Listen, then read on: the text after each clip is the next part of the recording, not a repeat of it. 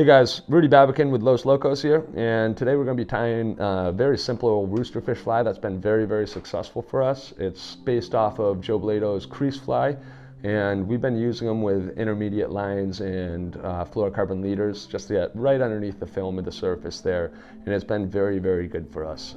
It's been definitely the top producer for our big roosterfish and very productive on those small ones as well. So what we're going to do is start out with an RX SA 270. This is a 4.0.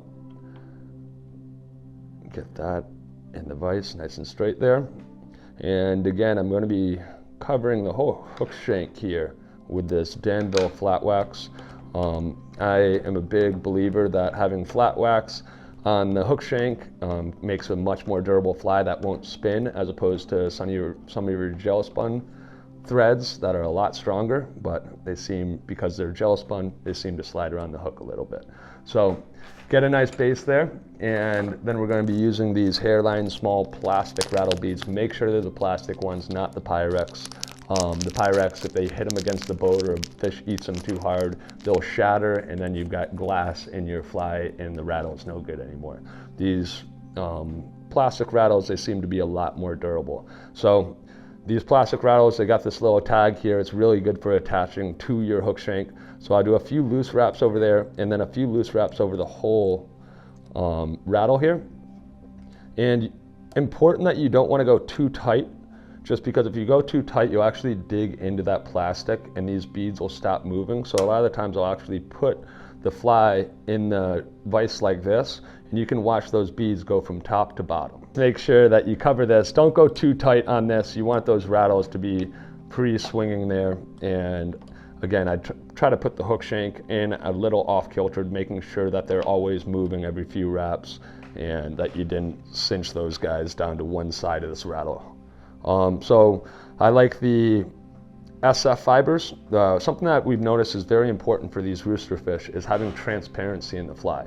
So this SF fiber is really good. It almost disappears when it touches the water, but it has a good enough profile that the fish can track them down.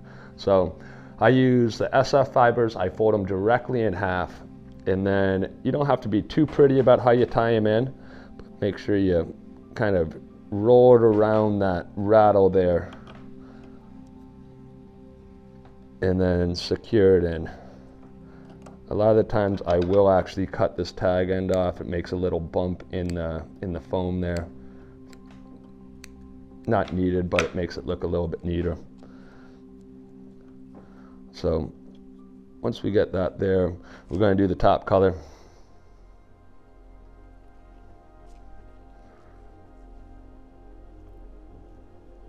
And tie that top color in as well.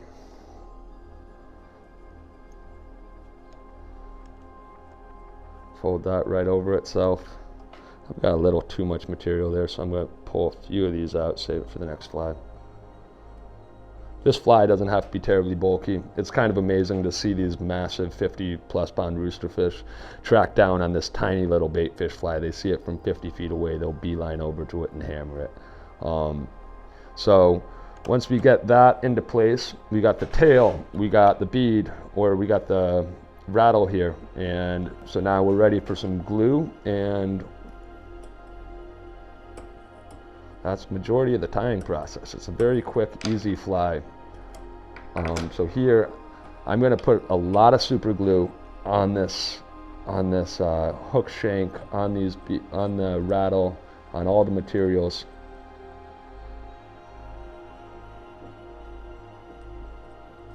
Making sure that this is a pretty bomb-proof fly.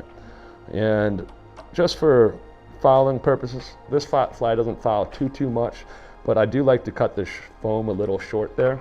So I'm going to put a little bit of silicone on this fly, and not too much, but just a little bit on both sides, just to stiffen that tail, make sure it doesn't foul. It's a heartbreaker when you finally bring up a pack of big roosterfish, you make a perfect cast, they turn away from it, and the reasoning for it being was your fly was fouled. So I put a little bit in there, not too much, and yeah, that's the tail portion of your fly right there. You can trim back any of these extra materials, but you can see it's a pretty short baitfish pattern. probably 4 inches in total. But now I'm going to leave that for a minute to dry, and we're going to attach some foam, some eyes, and do a little coloring, and that's about it. So we're going to create the head of this fly and cover up all this mess and make this fly the proper buoyancy, where it's not too high, where it floats on the surface and will pop.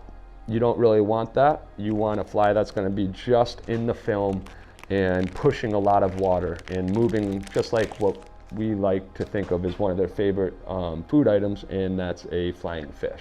And that's where this fly comes in great play. So I'm using a Crease fly cutter, and these can be bought in most stores, fly tying stores.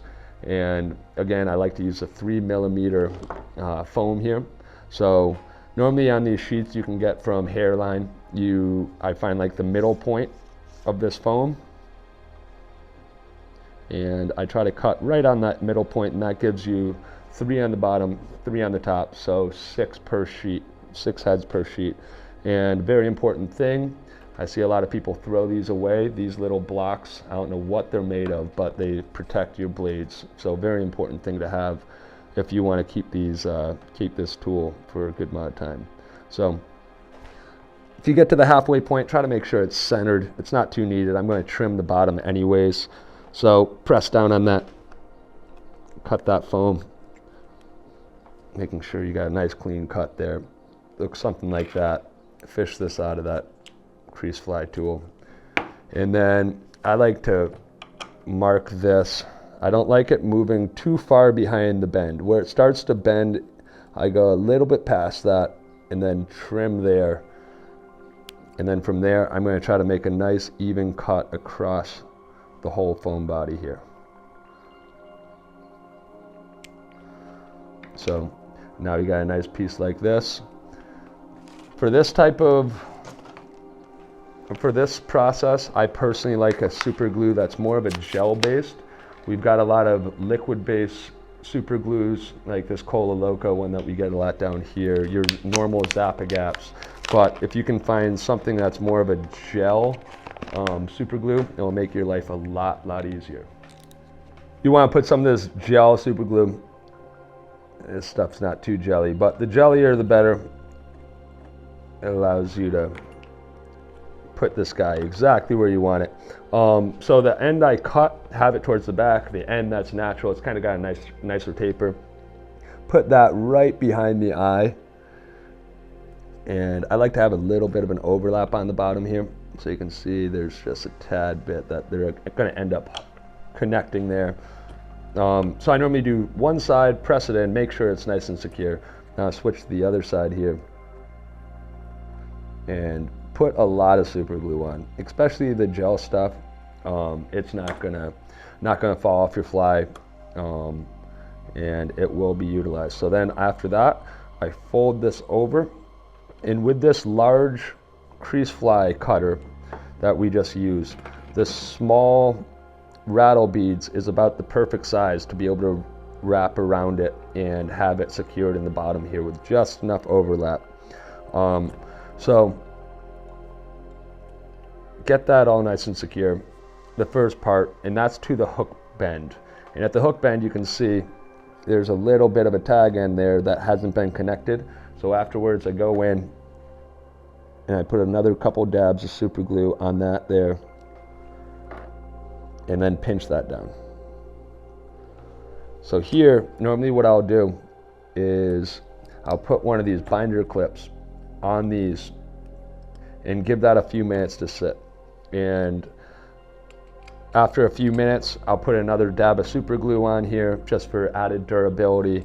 And I always have them sit downwards so the super glue will just slowly drip there, and then midway point I'll have it flip the other way so it'll slide back. And that gives nice even distribution to these guys. So now that the Crease fly, we have the tail that's got the silicone in it to reduce fouling. We got a lot of super glue in here that's going to reduce this thing from sliding around the hook shank. We're ready to make it look pretty. So I got a couple different blue colors here for markers. With that little piece you clipped off, I like to do a couple little marks here. Like that blue's a little dark. That blue's pretty dead on there. that blue's the blue though. So using a tag end and tying or coloring the material itself, the foam that you're going to be doing, will give you a better representation than just looking at the top of the marker. Like, yeah, I wouldn't have expected that to be the color. I would have expected this one, but this one actually on foam's a lot better. So you don't have to be pretty with this. I try to do a nice smooth line on the bottom there and then kind of cover up all the top. Big thing is I try to go in straight lines all the way across. Seems to make it look a little bit cleaner as opposed to just kind of filling in the holes. Once you get it where you like it, that's about it for me. Give that a quick second to dry. While that's happening, I go back in with these 3/8 inch offset eyes. Again, the flat eyes, I like the flat eyes rather than the 3D dome eyes. These eyes seem to stick a lot better, and if they pop off, it won't affect the keel of the fly at all. They seem to ride a lot straighter than if you have those dome eyes and those things start falling off. So put a good amount of super glue on here. I like to put it on the eye itself. And then I'm going to put that eye exactly where I want it to sit. That's pretty good there. And these flat eyes, they seem to stick to the foam a lot better just because they don't have the rigidity of the dome. They're a lot more flexible, and because of that, they stay on a lot better. But try to make sure you get glue on all the corners of the eye. If one side starts peeling off, the whole thing will peel off with time. So trying to make sure that's nice, sealed, and secured on there. Grab your other eye, do the same step to the other side.